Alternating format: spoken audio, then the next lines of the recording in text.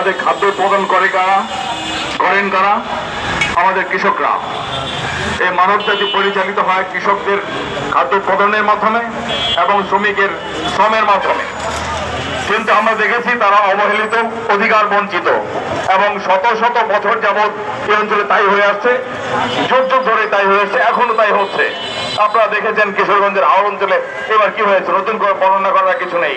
কিন্তু আমাদের প্রশ্ন, এভাবে কি হতেই থাকবে? কেন হলো? এটার ব্যবস্থা কেন নেওয়া হয়নি? কারণ একজন ইচ্ছা হলো একটা রাস্তা তৈরি করার, ভালো করে স্টাডি বা পরীক্ষা নিরীক্ষা ছাড়া রাস্তা তারা তৈরি করে ফেললো, এবং এরকম কিছু পদক্ষেপের জন্য আজকে এই অবস্থা হয়েছে।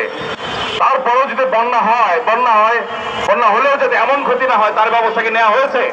আমার পূর্বতর বক্তা এমন কথাই বলে গেলেন, আমিও তার সাথে সংহতি প্রকাশ করছি।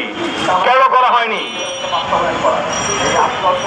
করা হয়নি কারণ আমাদের কৃষক মজুদের প্রতি আমরা কোনো নজর দিইনি। নিজেদের ব্যবস্থার প্রতি, নিজেদের ইনকামের প্রতি আমাদের নজর ছিল।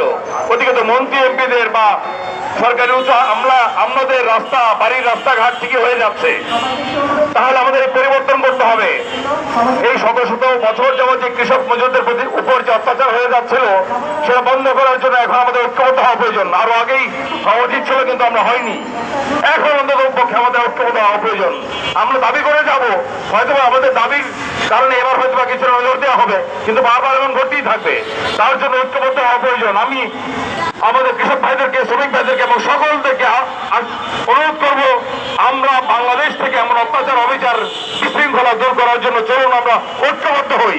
ঐক্যবদ্ধ না হলে আমরা উন্নত হতে পারবো না, এবং আমাদের কৃষক শ্রমিক ভাইদের উপর থেকে আমরা অত্যাচার দূর করতে পারবো না। কাজে আমি বক্তব্য শেষ করছি। আবার ঐক্যের আহ্বান জানিয়ে আমাদের ঐক্যবদ্ধ হতে হবে, ঐক্যবদ্ধভাবে কাজ করতে হবে, তবে আমরা আমাদের অধিকার পুনঃপ্রতিষ্ঠা করতে পারবো। আমাদের হাওড়ের ক্ষতিগ্রস্ত কৃষকদের জন্য আমি আবারও দোয়া করছি যাতে তাদের বিপদ কেটে যায়। ধন্যবাদ সবাইকে। আসসালামু আলাইকুম।